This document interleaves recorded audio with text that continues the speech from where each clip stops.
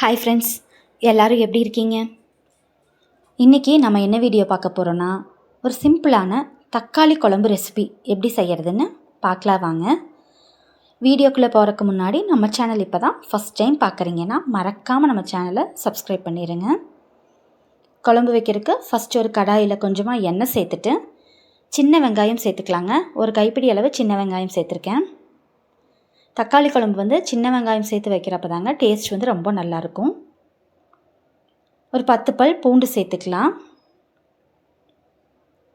ஒரு 4 தக்காளி பழம் எடுத்துருக்கேங்க.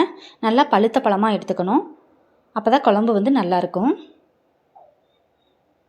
காரத்துக்கு தேவையான அளவு காஞ்ச மிளகாய் சேர்த்துக்கலாம். இப்போ இந்த வெங்காயம் தக்காளி எல்லாமே நல்லா வணங்கிடணுங்க.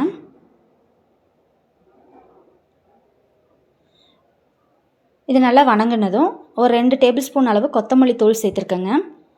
இந்த கொத்தமல்லி தூள் பார்த்திங்கன்னா கொத்தமல்லி, சீரகம், மிளகு, வரமிளகாய் இது எல்லாமே சேர்த்து வறுத்து அரைச்ச தூளுங்க. ஒரு 1/4 மூடி அளவு தேங்காய் சேர்த்துக்கலாம். தேங்காய் ரொம்ப வைக்கக்கூடாதுங்க.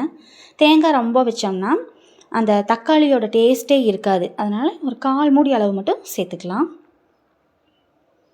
இதெல்லாம் நல்லா ஆறுனதும் ஒரு சின்ன சைஸ் புளி வச்சு நல்லா அரைச்சிக்கலாங்க. தக்காளி குழம்புக்கு இஞ்சி, பட்டை, கிராம்பு, சோம்பெல்லாம் வைக்கக்கூடாது. தக்காளி குருமாவுக்கு வேணால் இஞ்சி, பட்டை, கிராம்பு, சோம்பெல்லாம் வச்சு அரைச்சி வைக்கலாம். டேஸ்ட் நல்லாயிருக்கும். ஆனால் தக்காளி குழம்புக்கு வைக்கக்கூடாதுங்க. இப்போ குழம்பு வைக்கிறதுக்கு ஒரு கடாயில் கொஞ்சமாக எண்ணெய் சேர்த்து கடுகு சேர்த்துக்கலாம்.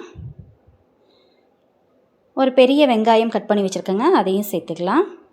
வெங்காயம் வணங்கினதும் நம்ம அரைச்சி வச்சுருக்கோம் இல்லைங்களா, இந்த விழுதையும் இது கூடவே சேர்த்துக்கலாங்க. கொஞ்சமாக மஞ்சத்தூள், குழம்புக்கு தேவையான அளவு உப்பு இதெல்லாம் சேர்த்துட்டு தேவையான அளவு தண்ணி சேர்த்துக்கலாம்.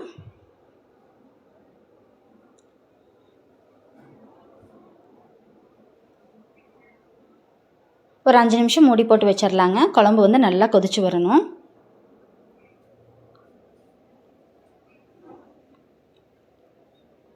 இப்போ குழம்பு நல்லா கொதிச்சிருச்சுங்க. லாஸ்ட்டாக கருவேப்பிலை மட்டும் தூவிக்கலாங்க.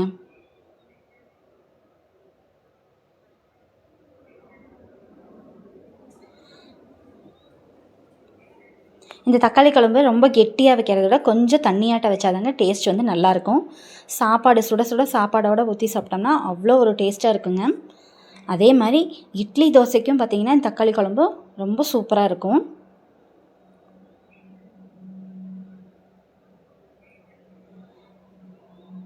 சின்ன வெங்காயம் சேர்த்து வச்சதுங்க டேஸ்ட் அவ்வளோ நல்லா இருக்குங்க.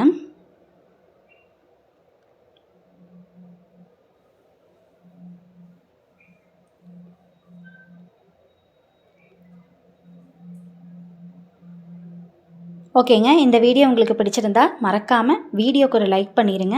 அப்படியே நம்ம சேனலை சப்ஸ்கிரைபும் பண்ணிடுங்க.